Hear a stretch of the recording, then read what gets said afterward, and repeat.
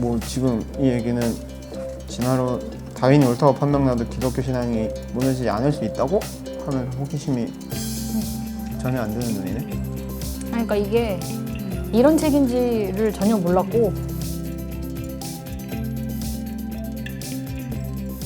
오늘의 목표는 레이첼 엘드 에반스의 헤아려 본 믿음 읽기입니다. 낭독. 이 레이첼 엘드 에반스의 책을 가지고 저희가 뭐 다시 성경으로나 성경적 여성으로 살아본 1년, 교회를 찾아서 지금 번역된 책으로는 다 모임을 했었고, 이번에 헤아려 본 믿음이 나와서 월간 세속성자 북클럽, 그 모임 준비하면서 저희도 책을 계속 보고 있는데, 네. 이제 솔직하게 말해야지. 지금 보고 있잖아요. 네. 김재원 간사님이 안 읽더라고요. 그래서 제가 닥쳐야 읽죠. 읽혀야겠다. 그래서 김재원 독서 프로젝트예요. 앉혀놓고 읽히자. 사람들한테 소개도 할 겸 직접 한번 읽어보자. 직접 읽는 거를 뭐 저희가 목소리가 좋지는 않지만 난 좋은디. 이렇게 바람이 불어오는 곳 출판사의 허락을 받고 낭독을 할 건데, 일단 들어가며 서문이랑 1장 정도 좀 임팩트 있는 도입부를 한번 읽어보고, 읽으면서 중간중간 생각나면 바로 이야기도 나누고 바로 읽겠습니다. 네, 예쁘게 나온 책 뭐 소리내서 읽을 거예요? 소리내서 읽어야죠. 그러면 한 페이지씩? 그냥 읽을 만큼 읽어요. 그래요? 우리는 호흡이 잘 맞으니까. 네. 나부터? 네. 호흡이 잘 안 맞는 것 같은데 시작부터. 읽겠습니다. 들어가며 나는 왜 진화론자인가? 나는 원숭이가 불편하다. 수학 문제를 푸는 침팬지나 아침밥을 달라고 수화를 사용하는 고릴라, 코코 이야기를 들을 때면 마치 사람과도 같은 그들의 자질과 지능에 설명할 수 없는 위협을 느낀다. 동물원에 가면 원숭이과는 애써 피한다. 또 다이앤 포시가 등장하는 소름 끼치는 다큐멘터리 애니멀 플래닛도 보지 않는다. 인도의 히말라야 산기슭을 여행할 때였다. 야생 일본 원숭이가 교량과 전깃줄을 이리저리 올라타는 게 보였다. 그런데 한 원숭이가 내 카메라 가방을 수상쩍게 쳐다보더니 나를 보고 이렇게 묻는 것 같았다. 인구의 절반이 먹을 게 충분치 않은 나라를 그렇게 멋진 장비를 가지고 돌아다니는 너는 내가 누구라고 생각하느냐? 아마 내가 그렇게 상상한 것이겠지만 그 원숭이는 돌아서서 나를 역겨운 눈초리로 쳐다보는 자기 동료에게 분명히 뭔가를 속삭였던 것 같다. 이후로 나는 카메라를 좀 더 잘 간수해야 했다. 나의 원숭이 공포증은 결국 생물학자들이 옳을지도 모른다는 비밀스러운 의심과 관련이 있는 것 같다. 어쩌면 사람과 유인원은 공통의 조상을 가졌는지도 모른다. 그리고 그것은 우리가 얼마나 섬뜩하게 비슷한지를 설명해준다. 현생 인류가 진화의 현장에 너무 늦게 도착했다고, 하나님이 그 지점에 도착하는데 수백만 년이 걸렸다고 생각하면 좀 당황스럽다. 이런 시나리오는 확실히 사람의 자존심을 상하게 하고 사람이 하나님의 형상으로 창조되었다는 개념에 의문을 제기한다. 설상가상으로 나는 어디에선가 진화론을 믿는 것과 인격적이고 사랑 많은 창조주를 믿는 것이 상호 배타적이라고 들었다. 성경이 생명의 기원을 정확하게 설명한다고 믿을 수 없다면 다른 어떤 것도 믿을 수 없고, 그러면 기독교 신앙을 잃게 된다고 들었다. 아담과 하와를 창조의 정점으로 두는 문자 그대로 6일간의 창조에 대한 확실한 믿음은 유년 시절 내 신앙에서 근본적으로 중요한 의미가 있었다. 나는 인생의 첫 20회 동안 과학책 가장자리에 논쟁의 여지가 있는, 일어나지 않을 것 같은, 아니죠? 일어날 것 같지 않은 같은 단어를 끼적이면서 보냈다. 음흉한 작은 원숭이가 다 안다는 듯한 미소를 지으며 이 모든 것을 망치려고 할 때마다 나는 좀 불안해진다. 찰스 다윈은 유기체의 생존과 멸종이 환경에 적응하는 능력에 달려있다고 주장했다. 적응에 실패했다는 말은 털 많은 매머드가 빙하기 끝까지 살아남지 못한 이유를 도도새의 똥 대신 비둘기 똥이 자동차 앞 유리창에 달라붙게 된 이유를 설명해준다. 나는 무엇이 진화를 일으키는지 아직도 잘 모르겠다. 과학자들은 진화를 입증할 완벽하고도 충분한 증거를 가지고 있고, 반면 신학자들은 성경적으로나 철학적으로 진화의 의미에 경계해야 할 충분한 근거를 가지고 있다. 하지만 다윈이 옳다고 판명나더라도 기독교 신앙은 어쨌든 무너지지 않을 것 같다. 믿음은 그보다 훨씬 회복력이 뛰어나다. 살아있는 유기체처럼 믿음은 변화에 적응하는 엄청난 능력을 가지고 있다. 최선의 경우 우리 기독교인들은 이런 특성을 받아들인다. 하나님이 우리를 시시때때로 놀라게 하실 수 있도록 정통 교리 안에 충분한 여지를 남겨두는 것이다. 최악의 경우 우리는 각각의 모든 변화에 발길질을 하고 비명을 질러댄다. 책을 불사르고 다리를 불태우고 심지어 사람까지도 불사른다. 그러나 지구가 태양을 중심으로 돈다는 갈릴레오의 우주에도 적응하는 우리가 다윈의 생물학의 원숭이에 관한 부분까지도 적응 못할 이유가 없다. 내가 확실히 알고 있는 게 하나 있다면 믿음은 진화할 수 있는 한 거의 어떤 것과 관련해서도 살아남을 수 있다는 것이다. 중간중간 얘기를 할까 말까? 하고 싶은 말 있어요? 지금 진화론 얘기를 하면서 믿음은 진화할 수 있는 한 거의 어떤 것과 관련해서도 살아남을 수 있다는 것이다. 다윈이 옳다고 판명나더라도 기독교 신앙은 어쨌든 무너지지 않을 것 같다. 이렇게 얘기하죠. 네. 그게 진화론의 문제를 제기하는 거고 이게 이 책의 되게 중요한 모티프가 되죠. 진화론이랑 원숭이 이야기. 이 책이 영어 초판 원제는 Evolving in Monkeytown. 뭐? 원숭이 마을에서 진화하기 라고 이제 evolving이라는 진화라는 단어가 들어가거든요. 진화론과 갈등하는 신앙인들이 많잖아요. 제가 어제 모임한 책 모임에서도 이제 성경을 오늘날 믿을 수 없는 큰 이유들, 진화론, 동성애, 헬렘, 폭력, 뭐 이런 것들을 이제 마커스 보고가 지적하는데 일단 진화론에 대한 문제 제기를 하면서 들어가서 이런 부분에 고민이 있는 분들은 아마 여기서 확 빠져들면서 뭐 지금 이 얘기는 진화론 다윈이 옳다고 판명나도 기독교 신앙이 무너지지 않을 수 있다고 하면서 호기심이 전혀 안 드는 눈이네. 그러니까 이게 이런 책인지를 전혀 몰랐고 아니 진화에 대한 이야기가 그 어디에도 써있지 않잖아요. 그러니까 그냥 뭐 믿음에 대한 이야기인 건 사실 레이첼 헬드 에반스 다른 책에서 보더라도 뭔가 이런 진화론에 대해서 이렇게 딱 서문에 받고 시작하는 책들이 아니니까 낯설다고 해야 되나 생각하지 못한 부분이 제일 첫 장에 나와서 오 이런 문제의식으로 썼구나 했는데 초판 제목도 그렇다고 하니까 그게 얼마나 중요한 그 뭐랄까요 이 사람의 포인트였는지가 궁금하네요. 왜 내용이 뭐길래 초판 제목을 그렇게 잡았을까 하는 생각? 그렇구나. 이게 지금 목차에서도 원숭이 마을 3장 제목 외에는 표현이 잘 안 나오네요. 근데 이게 들어가며의 제목이 아까 읽을 때 왜 나는 진화론자인가 이렇게 되죠. 그 이야기가 좀 더 나오니까 많이 수다 떨지 말고 계속 읽읍시다. 예전에 나는 근본주의자였다. 텔레토비를 싫어하고 종말을 준비하는 제리 포웰 같은 유형의 근본주의자는 아니었지만 하나님이 이미 꽤 많은 것을 드러내셨기에 우리에게 새로운 뭔가를 말씀하시지 않는다고 생각하는 그런 근본주의자. 구원이란 하나님에 대해 바른 견해를 갖는 것이며 믿음의 선한 싸움을 싸운다는 것은 어떤 대가를 치르더라도 그 바른 견해를 수호하는 것이라고 생각했다는 점에서 나는 근본주의자였다. 나의 안정감과 자존감, 인생의 의미는 모두 하나님을 바르게 이해하는 데 있었기에 나는 근본주의자였다. 나도. 하나님에 대해 바른 것을 믿고 하나님에 대해 바른 것을 말하고 다른 사람들이 하나님에 대해 바른 것을 받아들이도록 설득하는 일에 전념했다. 좋은 기독교인은 이리저리 변하는 문화의 모래바람에 휩쓸리지 않는다고 생각했다. 좋은 기독교인은 자기 생각을 바꾸지 않는다고 믿었다. 내 친구 아델은 근본주의란 움켜진 주먹의 손톱이 손바닥에 자국을 남길 정도로 자기가 믿는 교리를 꽉 붙잡는 것이라고 설명한다. 아델은 동성애자다. 그래서 그 손톱이 얼마나 날카로울 수 있는지 다른 사람들보다 더 잘 안다. 나는 그녀가 맞다고 본다. 나는 내가 붙잡은 교리 때문이 아니라 내가 그것을 붙잡은 방식 때문에 죽기 살기로 붙잡았기 때문에 근본주의자였다.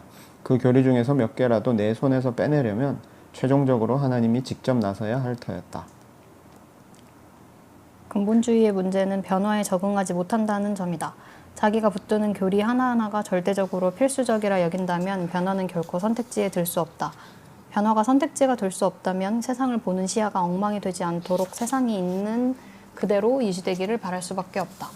텔레비전에 나오는 어떤 설교자들이 왜 그토록 이성을 잃고 화를 내는 것처럼 보이는지 나는 이것으로 설명이 된다고 본다. 근본주의자들이 보기에 기독교는 항상 파멸의 절벽에 앉아 있는 것 같다. 과학적 발견, 문화적 변동, 어려운 신학적 질문 하나면 곧 멸망할 듯이 말이다. 믿음을 붙잡은 손에 힘이 빠질까 두려운 나머지 그들은 삶을 쥐어짠다. 다행히도 변화에 적응하는 능력은 기독교의 가장 좋은 특징이다. 비록 우리가 종종 그 사실을 간과하지만 말이다. 나는 진정한 기독신앙은 혹은 적어도 기독신앙의 가장 순수한 버전은 예수님과 그의 제자들에게서 시작되어 로마 가톨릭이 지배하던 약 1000년 동안 중단되었다가 마르틴 루터와 종교개혁으로 돌아왔고 근대의 세속적 인본주의자들에 의해 다시 공격받고 있다고 생각했다. 나는 신앙의 가장 중요한 요소들이 세월이 흐르며 변한 게 아니라 단지 잃어버렸다가 재발견되었다는 인상을 받았다. 그 중요한 요소들이 가장 간단하면서도 명료하게 바로 여기 성경에 있으니 그것을 옹호하고 변화로부터 지켜내는 것이야말로 기독교인으로서 우리의 임무였다. 지금 이게 굉장히 어떤 면에서 논란이 되죠. 변화에 적응하는 능력이 기독교의 가장 좋은 특징이다. 왜 논란이죠? 그렇게 생각하면 전혀 아니라고 생각하는 사람들 많을 거고 맞다고 생각하는 사람들 중에도 그렇기 때문에 원래 오리지널 기독교에 다가가야 된다. 계속 변하기 때문에 오리지널 기독교를 찾는 게 굉장히 중요하다. 이렇게 생각하는 사람들이 있죠. 이 변화를 어떻게 대할 건가 하는 문제가 사실 오늘 우리가 겪고 있는 어떤 신앙의 여러 가지 문제에 가장 근본적인 어떤 질문이 될 수 있습니다. 나 왜 자꾸 말하고 싶냐? 말하고 싶으면 해요. 난 별로 할 말이 없는데. 계속 읽겠습니다. 그러나 기독교의 진짜 이야기는 그렇게 매끈하지 않다. 실제 이야기는 수세기에 걸친 격변과 도전, 변화를 포함하고 있다. 예수님이 이 땅에 멍하니 서 있는 제자들을 남긴 채 구름 속으로 승천하신 그 순간부터 기독교인들은 예수님의 가르침에서 기본적인 원리들이 무엇인지 정의하고 삶에 적용하려고 애써왔다. 지난 2000년 동안 우리는 단순히 그 기본 원리들을 옹호하는 데 그치지 않고 그것이 무엇인지 결정하는 데 그 모든 시간을 사용해 온 것이다. 잘못된 원리가 신앙 속에 스며들고 환경에 극적인 변화가 있어야만 그것을 뽑아낼 수 있을 때 상황은 특히 가열된다. 예를 들어 천동설을 생각해보자. 갈릴레오가 살던 시대의 교회는 지구 중심의 우주라는 전통적인 패러다임을 너무나 확고하게 옹호하여 반대 증거를 제시하는 사람은 누구라도 파문될 수 있었다. 당시 기독교인 대부분은 성경이 우주에 대해 꽤 명확하게 말한다고 믿었다. 땅에는 기초가 있는데 욥기 38장 움직이지 않고 견고하다. 시편 93편 잠언 8장 종교개혁 신학자 장 칼뱅조차 천동설을 너무나 근본적인 사실로 간주한 나머지 지구가 움직인다고 믿는 사람들은 악마에 사로잡혔다고 주장했다. 각주 있음. 그러나 만약 지구 중심의 우주가 진실로 기독교의 생존에 그처럼 중요하다면 결국 태양 중심의 우주론이 수용되면서 기독교는 소멸하고 말았을 것이다. 망원경으로 인해 수세기 동안 이어진 신앙이 몰락했다고 상상해보라. 하지만 그러기는커녕 기독교인들은 적응했다. 시간이 걸리기는 했지만 신자들은 자신들이 더는 우주의 중심에 있지 않다는 새로운 환경의 맥락 속에서 신앙을 다시 생각하고 다시 상상할 수 있는 길을 찾았다. 환경이 바뀌자 그들은 멸종을 받아들이는 대신 마음을 바꾸는 쪽을 택했다. 덜 우아한 표현으로 하자면 그들은 타협하기로 했다. 변화에 적응하는 능력이 교회의 DNA로 자리 잡는 동안 잘못된 원리를 내려놓는 일은 거의 매번 분쟁을 동반했다. 초기 기독교인들은 회심자들이 유대인의 율법을 따라야 할지 말지를 놓고 싸웠다. 종교개혁가 위클리프와 후스는 사람들이 자기들의 모국어로 성경을 읽을 수 있어야 한다고 주장했다가 이단자로 낙인 찍혔다. 교회가 면죄부를 파는 것을 두고 마르틴 루터가 문제를 제기했을 때 기독교의 기본 원리에 대한 역사상 가장 위대한 논쟁 중 하나가 시작되었으니 정통으로 받아들여진 교리에 도전했다는 이유로 루터는 파문을 당하고 심지어 죽음의 위협을 무릅써야 했다. 그로부터 몇 년 후 개신교인들은 신앙 고백이 세례보다 선행해야 한다는 이단적 주장을 고수한다는 이유로 세세례파 사람들을 조직적으로 처형했다. 그리고 미국에서 노예제도에 대한 성경적 관점에 따라 의견이 갈리고 교단이 나뉜 것이 오래된 일이 아니다. 원래 남침례교 총회가 조직된 것은 남쪽 지역의 침례교인들이 북쪽 지역의 침례교인들로부터 노예 소유가 잘못되었다는 말을 듣고 싶지 않았던 게 부분적 이유였다. 결국 남침례교 교인들은 노예는 그 주인에게 복종해야 한다는 게 성경의 명확한 가르침이라고 주장했다. 물론 지나고 나서 교회가 어느 지점에서 잘못되었는지 살펴보는 건 쉽다. 1993년 4월 교황은 갈릴레오가 이단으로 기소된 지 360년이 지나서야 공식적으로 갈릴레오에게 무죄를 선고했다. 이와 비슷하게 1995년 남침례교 총회에서는 인종차별적 뿌리를 폐기하는 결의안을 채택하기로 했다. 우리는 모두 우리가 초대교회나 종교개혁 시대에 살았다면 진실의 편에 섰을 거라고 믿고 싶을 것이다. 하지만 거의 모든 사례를 통해서 볼 때 그렇게 하려면 그 시대의 근본적인 가르침에 깊은 의문을 가져야 한다. 기꺼이 변화하려고 해야 한다. 우리는 바리새인을 닮지 않도록 조심해야 한다. 그들은 자기들이 예언자들의 시대에 살았다면 죄 없는 자들을 보호했을 거라고 떠벌렸다. 마태복음 23장 30절을 보라. 하지만 곧이어 그들은 예수님을 대적할 음모를 꾸몄고 예수님의 제자들을 박해했다. 이 점을 염두에 둘 때 나는 때때로 내가 다른 시대와 장소에 살았더라면 어떤 확신을 붙들고 살았을지 생각해 본다. 노예를 소유할 권리를 옹호하는 데 성경을 이용했을까? 십자군 전쟁을 응원했을까? 어느 무엇보다 예수님을 따르기로 선택했을까? 이것이 내가 원숭이에 대해 열린 마음을 가지려고 노력하는 이유요. 나 자신을 진화론자로 여기는 이유다. 과학의 다양성이 아니라 신앙의 다양성이란 측면에서 말이다. 살아있는 유기체가 시간이 흐르면서 진화한다고 하는 것처럼 신앙도 개인적인 측면과 공동체적인 측면 모두에서 진화한다. 영적 진화는 기독교가 지금까지 번창한 반면 다른 고대 종교들이 사그라져 없어진 이유를 설명해준다. 영적 진화는 짐바브웨 외곽에 사는 우리 형제자매들과 그리스 정교회에 속한 형제자매들이 같은 하나님을 아주 다른 방식으로 예배할 수 있는 이유를 설명해준다. 하나님이 기독교를 변화하는 환경에 적응하는 능력을 타고나도록 창조하지 않으셨다면 기독교는 자체의 세계적 확장은 고사하고 시간의 밀물과 썰물 속에 결코 살아남지 못했을 것이다.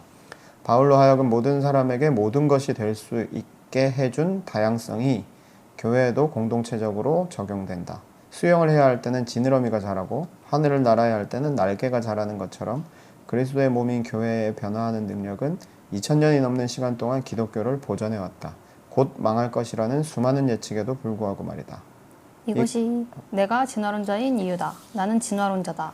변화의 시간 속에서 복음을 되찾는 가장 좋은 방법은 우리가 믿는 것들에 더욱 꽉 매달리는 게 아니라 그것들을 열린 손으로 붙잡는 것이라고 믿기 때문이다.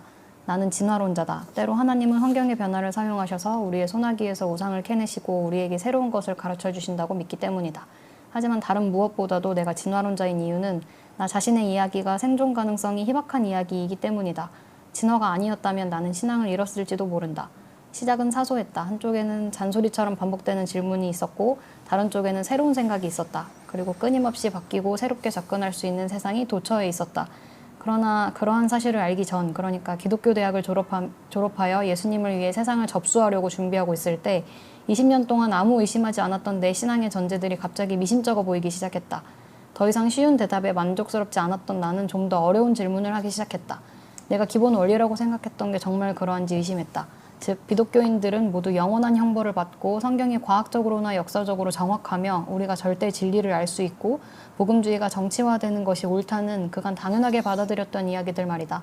나는 하나님을 의심했다. 구원과 관련해서 그분의 공평함을 의심했다. 세상의 가난과 불의를 허용하시는 그분의 선하심의 이의를 제기했다. 기독교인들이 상황을 바로잡도록 맡겨두시는 데 대해 그분의 지적 능력을 의심했다. 종족 학살과 여성 압제를 묵과하는 듯한 성교 구절을 붙들고 씨름했다. 교회 안에 있는 교만과 위선을 이해해 보려고 애썼다. 내 어린 시절에 하나님이 진정으로 내가 예배하고픈 하나님인지 질문했고 때로는 하나님이 존재하기는 하는 것인지 의심했다. 그런데 이런 의심들이 내 믿음을 죽여버리기는커녕 놀랄만한 거듭남으로 이끌었다. 새롭고 불안정한 환경에서 살아남기 위해 나는 오래된 신념을 벗어버리고 그 대신 새로운 것으로 채워야 했다. 내가 믿는 바를 더 자세히 들여다보고 진정으로 본질적인 것이 무엇인지 알아내야 했다. 물려받은 신앙의 진흙탕에서 안전하게 네 발로 기어다니는 상태를 벗어나 내 영적 경험의 진실 속에서 머리와 마음을 노출한 채 취약하게 서 있는 쪽으로 옮겨갔다. 나는 진화했다. 내 주변 사람들보다 더 나은 존재가 되었다는 게 아니라 더 개선되고 더 적응한 나로 진화했다. 나 자신의 생각과 의심과 직관을 두려워하지 않는 나, 변화를 견뎌낼 수 있는 믿음을 가진 나로 말이다. 광범위하고 역사적인 규모의 진화는 이따금 발생한다. 반면에 개인의 영혼 안에서 일어나는 진화는 매일같이 우리가 우리의 믿음을 변화에 적응시키려고 할 때마다 일어난다. 진화는 우리의 잘못된 원칙들을 내려놓는 것을 의미한다. 그래야 그분이 계시지 않았으면 좋겠다 싶은 그 어두운 곳에 하나님이 들어오실 수 있다. 틀려도 괜찮다는 뜻이다. 모든 답을 갖고 있지 않아도 괜찮고 끝을 맺지 않아도 괜찮다는 말이다. 내 이야기는 이런 진화에 관한 이야기다. 확신에서 시작해 의심을 통과하여 믿음에 이르는 이야기다. 내가 찾은 답이 아니라 내가 던진 질문에 관한 이야기다. 어쩌면 당신도 물어보았을 질문, 아름다운 이야기는 아니다. 심지어 완성된 이야기도 아니다. 내 이야기는 생존기다. 원숭이 마을이라고 불리는 작은 동네, 있을 법하지 않은 환경에서 내가 어떻게 진화했는지 보여주는 이야기다. 여기까지가 서문. 어떠셨습니까? 공감이 갔습니다. 근데 이제 그러니까 그 진화나 변화의 관점에서 변화하고 적응하는 관점에서 이제 레이첼이 이야기하는 부분들이 무슨 소린지 알겠으나 근데 사실 진화를 한다는 거는 그 변화하는 환경에 더 잘 적응한다는 거잖아요. 그럼 더 안전하고 더 뭐라 해야 되지? 더 안정적이어야 하는데 사실 기독교 신앙에서 진화하는 거는 불안정한 길로 가는 게 아닌가 하는 생각이 들었거든요.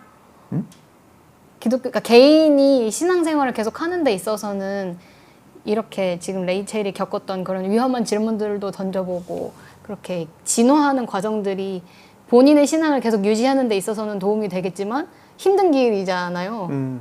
그러니까 그게 정확히 딱 이렇게 일치할까 하는 생각이 들었어요. 더 위태위태하고 아니면 그러다가 힘든 질문을 던졌다가 이렇게 낙오될 확률이 더 높지 않을까? 그러니까 진화를 하려다가 그 개체가 소멸되는 일이 있지 않을까 하는 궁금증이 들었습니다. 개인적인 경험입니까? 아직 과정 중에 있기 때문에요. 결과는 잘 모르겠네요. 느낌이 왔어. 이게 아까 얘기했지만 원제에도 이볼빙이 들어가고 이게 진화라는 말이 들어가는 게 사실 어떤 면에서 금기고 위험하고 그래서 뭐 과학과 신앙, 뭐 진화론과 창조론 이거에 대해서 고민하고 그래도 이제 과학적으로 진화론은 받아들인다라고 생각하는 사람들도 신앙이 진화한다 이런 말을 쓰는 데는 되게 거리낌이 좀 있을 것 같다는 생각이 들어요. 이게 약간 굉장히 낯선 이야기고 이거를 전면에 이런 레이첼 데반스가 나는 진화론자다. 그냥 그 진화론자가 아니고 신앙 진화론자다. 이렇게 하면 표지에 박았으면 어떨까? 그러니까 뭐지? 이랬을 그리고 것 책 같아요. 홍보에도 박았으면 어떨까 하는 생각이 사실 좀 들어요. 바이럴. 이 책을 보면서 매력을 느끼는 분들이 뭐 질문과 의심을 거쳐서 더 좋은 믿음에 이르렀다. 이제 이런 식으로 소감을 표하는 이야기들을 많이 봤는데 제 개인적으로는 사실 그거보다 좀 더 하는 게 좋지 않나. 예를 들면 그러니까 이게 질문과 의심을 포용해가지고 더 성숙한 신앙이 됐다 이렇게 말하는 것보다 신앙은 계속 진화해 가는 거고 그게 적응일 수도 있고 변화일 수도 있고 아까 여기 얘기한 것처럼 막 날개가 돋아나는 걸 수도 있고 그러다 보면 어떤 면에서는 지금 정통이라고 생각하는 기독교에서 벗어날 수도 있지만 그게 어찌 보면 자연스러운 생존의 과정이고 생존의 과정일 뿐만 아니라 신앙의 여정을 걸어가는 그 과정이라면 그걸 좀 더 강하게 도전해야 되지 않나. 그냥 이게 어떤 면에서 나는 궁금한 게 있고 의심이 있고 질문이 있는데 질문해도 괜찮아. 질문하면 더 성숙한 신앙이 될 거야. 이렇게 품어주는 그게 아니라 질문 자체가 계속 진화하게 하는 과정이다. 뭐 이 뉘앙스 차이가 약간 느껴지나요? 더 위험하고 뭐 그래서 어쩌란 말이야 라는 생각이 들 수도 있지만 저는 그런 좀 더 진화하는 신앙이라는 거예요. 신앙 진화. 나는 어떤 존재를 지금 진화하고 있는가 하는 부분을 우리가 그냥 단순히 의심과 질문을 포용한다 뭐 이런 이야기보다는 조금 더 적극적으로 그런 진화라는 키워드를 좀 붙잡아 볼 수 있으면 좋겠다. 이 책을 통해서 그런 생각이 좀 들고요. 어쨌든 재원 강사님 얘기한 이게 이 진화의 과정을 받아들인다는 게 사실은 쉽지는 않고 두려운 일이다 라는 거는 좀 확실한 것 같고 그러니까 그게 끝이 있는 게 아니잖아요. 그쵸. 그러니까 말했듯이 이 책을 읽고 나의 신앙이 한 개를 성장했다. 뭐 이렇게 한 발 더 나아갔다. 근데 이제 그게 끝이 아니라 사실 그 과정이 죽을 때까지 계속 있어야 하는 그 과정, 진화의 연속인 거고 그게 내 개인의 신앙이기도 하지만 이 어떤 흐름 안에서 있어야 되는 일인 건데 이제 난 이걸 읽고 더 나은 사람이 됐어. 끝. 이렇게 하면은 안 된다는 거잖아요. 그러니까 그런 이야기를 하시고 싶었던 것 같아요. 그게 이제 그래서 두려운 일이기는 한데 이제 이런 책을 읽으면서 아 이런 과정을 거친 사람이 있구나. 내 과정이 뭐 표현이 좀 그렇지만 정상적이구나. 그리고 같이 이런 고민을 해가는 사람들이 있구나 하는 것을 확인하면 좀 힘이 될 것 같고 저희가 이런 책을 소개하고 같이 읽자고 권하는 것도 그런 과정이라고 생각합니다. 준비도 안 해놓고 많이 떠들면 와, 1부 제목도 서식지예요. 서식지. 근데 1부는 서식지, 2부는 도전, 3부는 변화. 그러면 기독교 신앙에서의 어떤 서식지에서 자랐나 이런 이야기를 하는 건가요? 그렇겠죠. 자기 기독교 신앙이 자란 서식지 그 뭐죠? 갈라파고스. 갈라파고스. 자, 1장의 제목은 최우수 기독교인상. 저부터 읽겠습니다. 때로 사람들은 내가 언제 기독교인이 되었는지 묻는다. 대답하기 어려운 질문이다. 이 진짜 어려운 질문이에요. 무슨 신앙이요? 이러면 안 돼요? 그러니까 태어나 보니 기독교인이고. 그러니까. 대답하기 어려운 질문인데 대답하기 어려운 질문이다. 내가 예수님께 내 마음에 들어와 달라고 영접 기도를 했을 즈음에는 그분이 이미 내 마음에 계셨을 거라고 확신하기 때문이다. 그때 나는 겨우 5살이었는데